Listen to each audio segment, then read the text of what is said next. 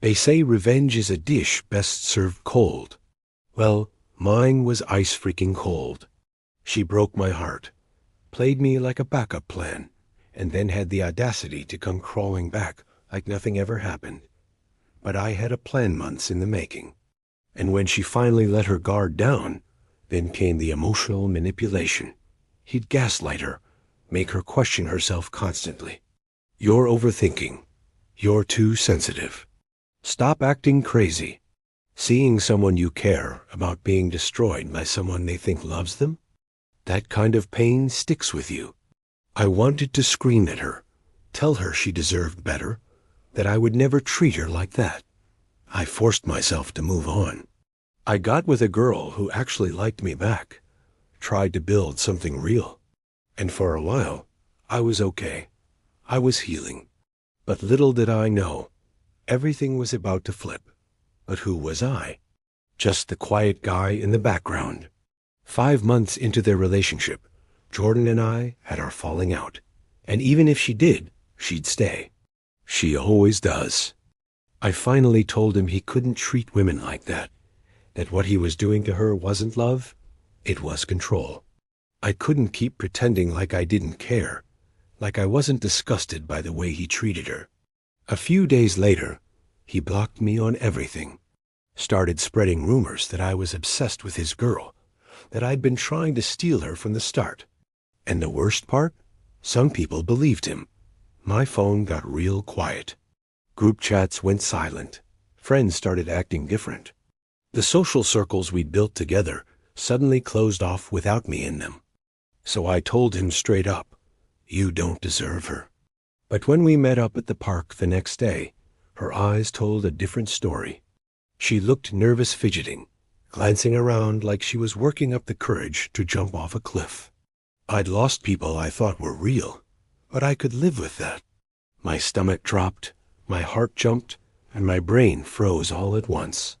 I couldn't believe it. After years of watching her from the sidelines, after losing my best friend over her, after trying so hard to move on, here she was, saying exactly what I'd always wanted to hear.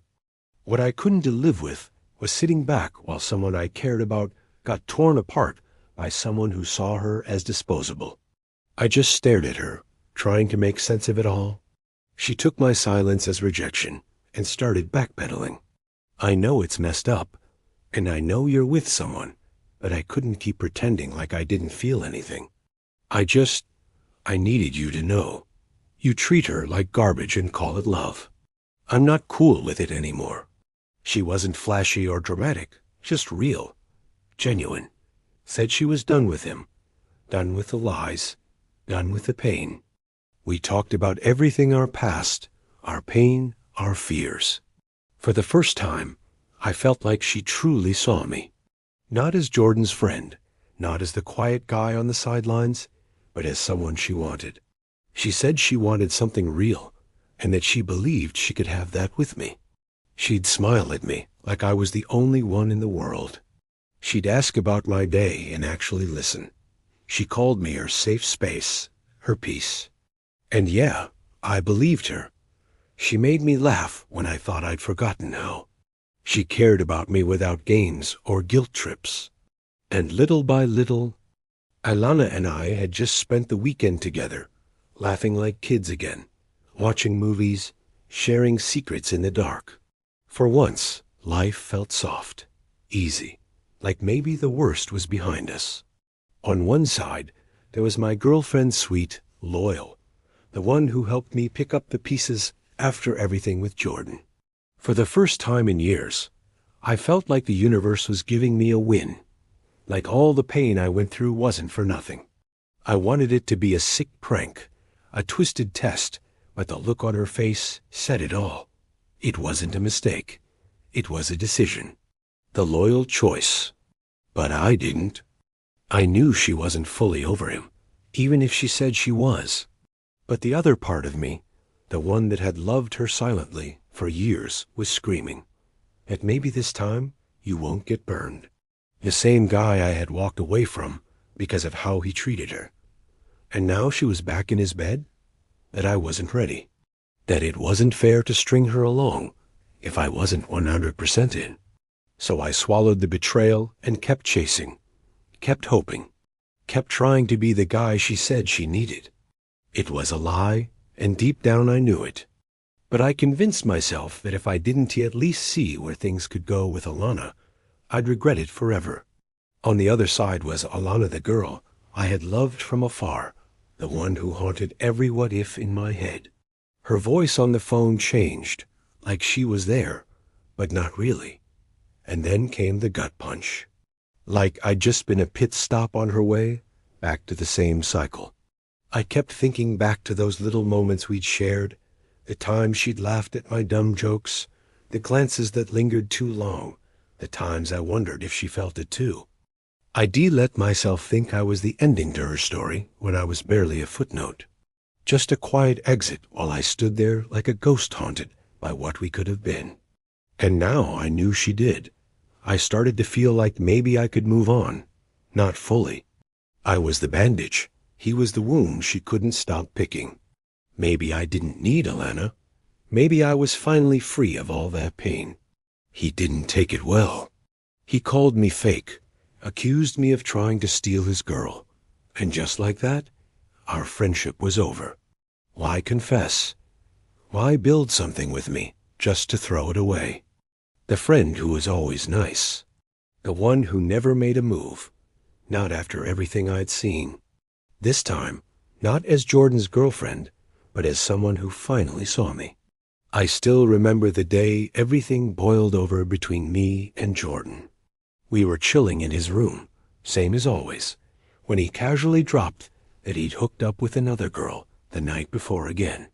Just when I started building something new, Alana showed up with a confession that would flip everything upside down. It started with a text. Just a simple, "Hey, can we talk?" from Alana late one night. He laughed about it like it was a joke, like cheating on Alana was just another story to flex. I didn't even laugh. I just sat there, stunned, while something inside me snapped. But the worst part? The cheating. Over and over again. Different girls, zero remorse. A shared glance, a deep conversation, a moment where our hands brushed and she didn't pull away. But I buried it all. I convinced myself it wasn't real, that it was just wishful thinking. After all, she always chose him. No matter what he did, she stayed. And every time he got caught, he put on this Oscar-worthy performance of guilt and promises. I'll change. You're the only one I want. And she believed him. Every single time. And fell for me. I did the one thing she never saw coming.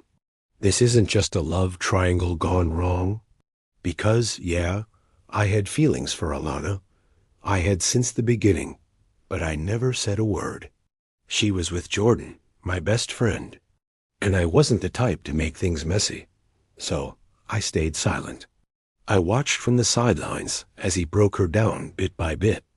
I saw the tears she tried to hide in class, the way her smile started to fade, how she stopped laughing at the dumb jokes that used to crack her up. This is the story of how I turned heartbreak into payback. High school's a weird place. It's where you meet people who'll shape your life for better or worse. Back then, I had this best friend. Let's call him Jordan. We were tight, like brothers. Same classes, same interests, same dumb jokes every lunch break. But Jordan had a dark side that I didn't fully see until much later. Or maybe I did, and I just didn't want to admit it. He started dating this girl. We'll call her Alana. She was sweet, smart, kind to everyone. The kind of girl who always had something thoughtful to say, who lit up a room without even trying. From the outside, they looked like the golden couple. Everyone thought they were solid. But behind closed doors, it was a mess. Jordan treated her like trash. It started small, ignoring her texts, canceling plans last minute. Watching it unfold was torture. I wasn't just annoyed as a friend. I was heartbroken for her. It hurt. Every part of it hurt. There were moments, though little sparks. Eventually, I started to let go. Alana and Jordan had been together for almost a year when everything blew up. It sucked losing a friend like that, but I told myself it was for the best. I couldn't be around someone like that anymore.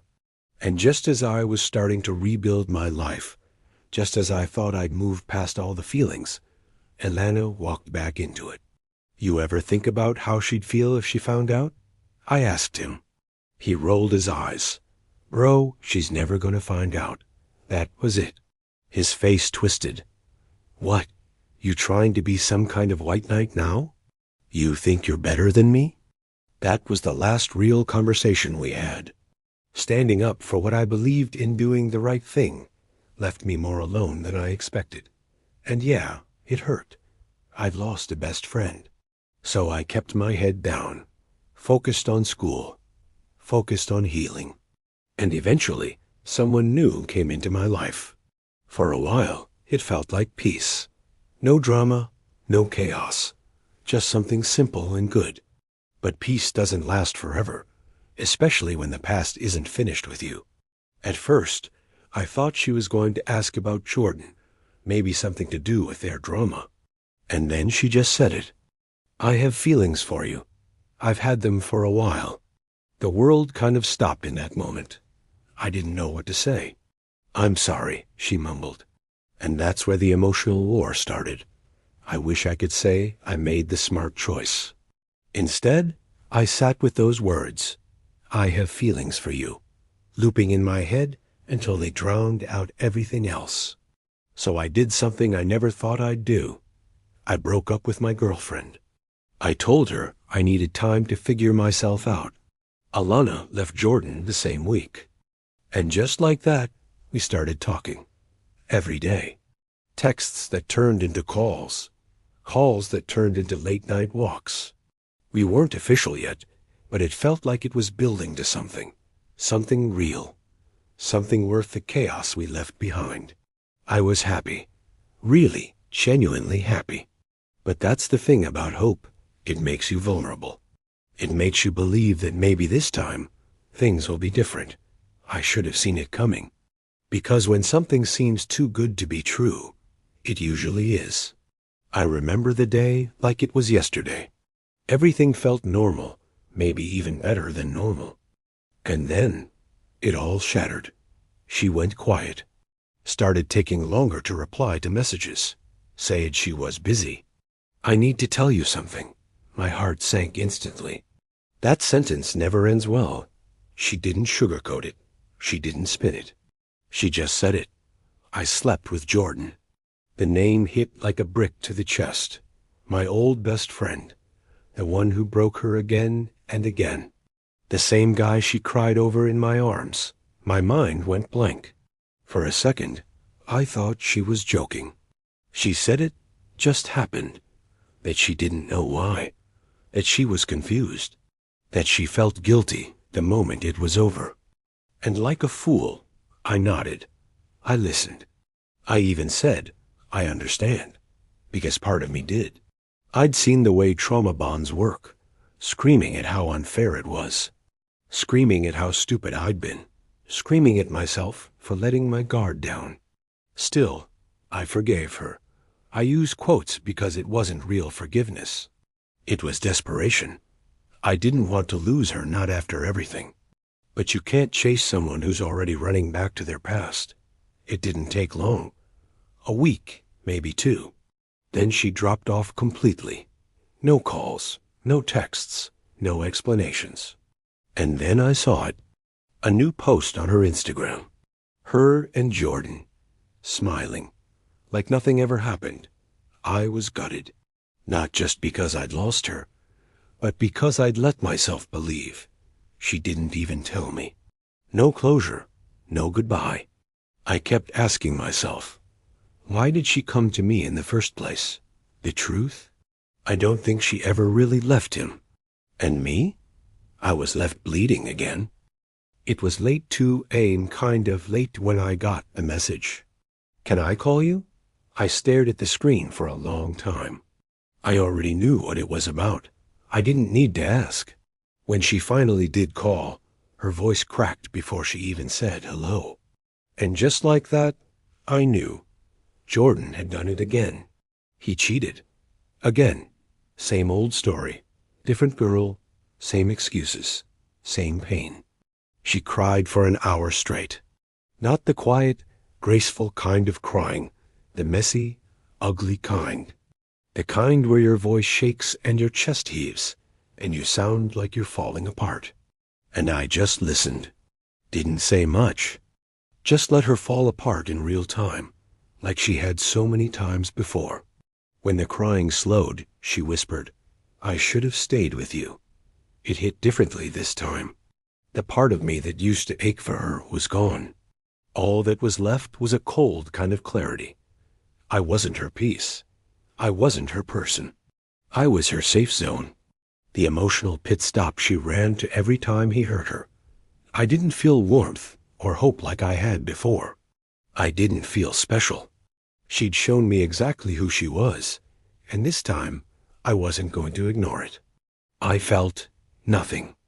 Or maybe not nothing. Maybe it was the beginning of something else. Because the truth was, I'd already gone numb to her tears. And in that moment, I realized something. If she could walk over me once, she'd do it again. I gave her the exact kind of love I used to dream of giving her. And the entire time, I watched her fall. But I didn't let her see the shift in me. I played the role perfectly comforting, calm, understanding. The version that never really stopped caring. I told her I was here for her, that she deserved better, that she didn't need him anymore. I welcomed her like nothing had changed. Like I was still that same guy, loyal, hopeful, soft around the edges.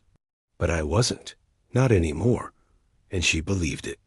Measured, but the best kind? It's cold, patient.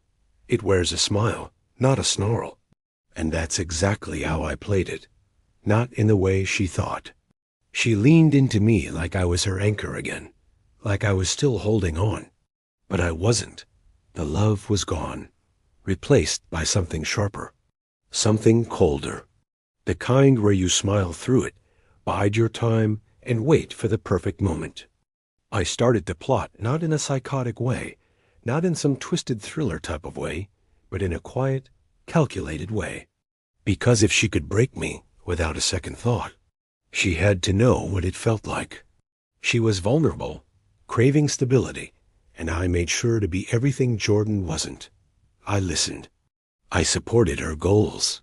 I paid attention to the little things, how she liked her coffee, the song she skipped, the way her mood changed when she was overthinking. And just like that, any warmth I felt would turn to steel again. Moments where the old feelings started to bubble back up, like when she surprised me with my favorite snacks after a rough day, or when she kissed my forehead and called me hers in front of her friends. I'd spent so long wanting that exact kind of affection, and now it was mine, just not for the reasons she thought. I gave her the illusion of emotional safety. We were lying on her bed, lights off, a soft playlist playing in the background. She turned to me, her eyes glassy with emotion, and said, "I love you." So I kept showing up. I held her hand. I made her laugh. Fall for me. I could have walked away then, left her wondering why everything fell apart again. But that wasn't enough. You could hear it in the way her voice cracked slightly. The shock of betrayal when it comes from the person you trusted most. In the way her hand tightened around mine. That was the moment I knew. She was all in. And you're the only one who's ever really cared. At night, she'd fall asleep on FaceTime with a soft smile, whispering, "I feel like I'm finally home." For the version of me that still loved her, I made the call. Whispered back, "Me too." But that version didn't exist anymore. Maybe out of curiosity. Maybe revenge of her own. Didn't really matter. And she had no idea. Some people think revenge is all fire, and rage loud, impulsive, messy. I gave her every reason to think she had found her forever. When Alana came crawling back to me, shattered again by Jordan, I didn't gloat. I didn't throw it in her face. Every good morning text I sent, calculated. Every sweet gesture, every inside joke I cracked to make her laugh, intentional. I was no longer chasing her love, I was orchestrating it, and she fell hard, faster than the first time even. It was almost too easy. She thought I was out with the boys, grabbing food just like any other chill weekend. She even texted me mid-evening, "Miss you already," and I responded with a heart, pretending everything was normal, and she loved me for it. Maybe it was unfinished business. Maybe she could sense there was something deeper behind my message. Either way, she said yes. She started saying things like, "I don't know why I ever left you," and the whole time I nodded, smiled. But in my head, I was counting down. Then we ended up in her room. No distractions, no excuses, just clarity. For the first time in a long time, I wasn't acting out of love or lust. I was fulfilling a purpose. There were moments that almost got to me. But then I'd remember the night she told me she slept with him. The image would flash across my mind, her wrapped around the very guy who ruined both of us. I wasn't doing this for love. I was doing this for balance. She thought she had me. She thought she'd won. A familiar detail from my ex's room in the background, one she'd recognize instantly. A caption that read, "Looks like I had a change of heart, too." The messages, paragraphs and voice notes, questions, accusations, desperation. But I was just giving her a taste of her own game, only mine was played better. I remember one night in particular. I let her feel all the emotions I once drowned in. The betrayal, the confusion, the absolute disbelief that the person you thought would never hurt, you just ripped your heart in half. It wasn't a casual throwaway line. She meant it. How she used me as her emotional rebound. How she slept with Jordan after swearing she wanted me. When I finally picked up, her voice was cracked, frantic. Checkmate was near. I smiled back, kissed her gently, and said, "I love you too." That was the final lock clicking into place. The trust, the connection, the vulnerability, I had it all. No, I needed her to feel it. Feel the weight of loving someone who suddenly flips the script. To feel what I felt. The confusion, the heartbreak. This time, she wasn't angry. She was broken. And at first, they did. They flooded my DMs, calling me trash, a manipulator, saying I was worse than Jordan. So I kept being perfect. For weeks. I wrote her notes, cooked for her, showed up to her events. And then, after everything went down, the labels came flying in fast. To my ex, we hadn't spoken in a while, but she was game. What mattered was that I made sure Alana would find out. Not through gossip, not through whispers, but through me. To them, I wasn't the heartbroken guy anymore. I was the villain. The one who planned it all. The one who used love as a weapon. Because I wanted her to hear it from the same mouth that once told her she was my peace. And when that moment came, when I dropped the truth into her lap with that same calm voice she'd grown to love, the version that begged the universe to let her love me back just once. A chance to make her feel the weight of what she'd done. Yeah, a chance to remind her that people break, too. The tears I swallowed when she left me for the same guy who made her cry. The loyalty I gave even when it hurt. The way I still held space for her, even after she crushed me. That was the first time she went quiet. But sometimes, forgiving someone who never faced consequences just gives them a license to hurt you again. And I wasn't about to be that guy anymore. The backup plan. The soft landing. The nice guy who gets nothing but bruises. No, not the angry kind of silence. The stunned kind. The I dash just dash got dash hit dash by dash a dash truck kind. People I barely knew suddenly had opinions about me. People who had no idea what I'd been through acted like I just woke up one day and decided to break someone's heart for fun. I watched the betrayal wash over her in waves. Confusion, denial, hurt. She choked out, "Why?" And I said, "Because now you know how it feels." It was a Friday night. But I see it this way. If you let someone hurt you without consequences, they'll do it again. I didn't break her heart out of cruelty. I did it to show that I'm not a doormat. Revenge isn't always pretty, but sometimes it's the only closure you'll get. Like and subscribe if you've ever been burned and wanted your moment of justice. I'm the guy who got tired of being stepped on, who stopped playing the role of the heartbroken hero and decided it was time to write the ending on my own terms. But I wasn't with the boys. I was with my ex. The same girl I'd left for Alana, the one who, oddly enough, didn't need much convincing when I hit her up. We met up, had a drink, talked about how things ended. The next morning, I didn't hide it. I made sure Alana found out. Not in some dramatic public explosion, but in the most precise, calculated way. I sent her a photo. Not explicit, not disrespectful, just enough. She replied instantly. One word, all caps. What? Then the call started. I let her sit with it for a few hours before I answered. "You slept with her?" She asked, like she couldn't believe it. I didn't yell. I didn't gloat. I just said calmly, "Yeah, just like you did with him." Silence, the kind that makes your ears ring. Then came the rage. She screamed, cursed, begged, accused me of leading her on, of using her. And maybe she was right. But the thing is, she'd done it first. I let her spiral. She told her friends, hoping they'd back her up. But eventually, the full story came out. People started remembering how she went back to her ex not once, but twice. The sympathy started to dry up. Some of her friends even hit me privately, like, "Okay, low-key, I get it now." But it didn't matter what anyone else thought. This wasn't about them. It wasn't even about making her look bad. It was about making her feel it.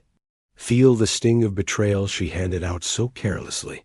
She called again later that week. "I really loved you," she whispered. And that's when it hit me. She did. Eventually. But it was too late, because I didn't love her anymore. I just smiled and said, "Now you know how I felt," and hung up. Checkmate. Snake. Petty. Cold. Manipulative. Even her closest friends, the ones who used to greet me with hugs and inside jokes, started talking behind my back. At first, it got to me. I'd walk into school and feel the eyes, hear the whispers, catch screenshots of DMEs being passed around. And yeah, I get it. What I did wasn't soft. It wasn't noble. It wasn't the kind of move that gets you applause or sympathy. But here is the part they never saw. The nights I stayed up wondering what I did wrong. They didn't see the version of me that forgave too easily. The version that cared too much. So when she finally did, when she finally said, "I love you," that wasn't just a moment, it was a mirror. Was it revenge? But was it about being evil? No. It was about reclaiming my dignity. See? People talk about forgiveness like it's always the high road. So I flipped the script. And when the dust settled, I asked myself the question everyone else kept throwing at me. Am I the villain? Maybe. Maybe in her story, I am. But in mine, I'm not proud of everything I did. But I'm not ashamed either. Because in a world where people cheat, lie, and manipulate without blinking sometimes, you've got to remind them that not everyone stays silent. And if that makes me the villain, so be it. Some people say I went too far. Some say I became what I hated.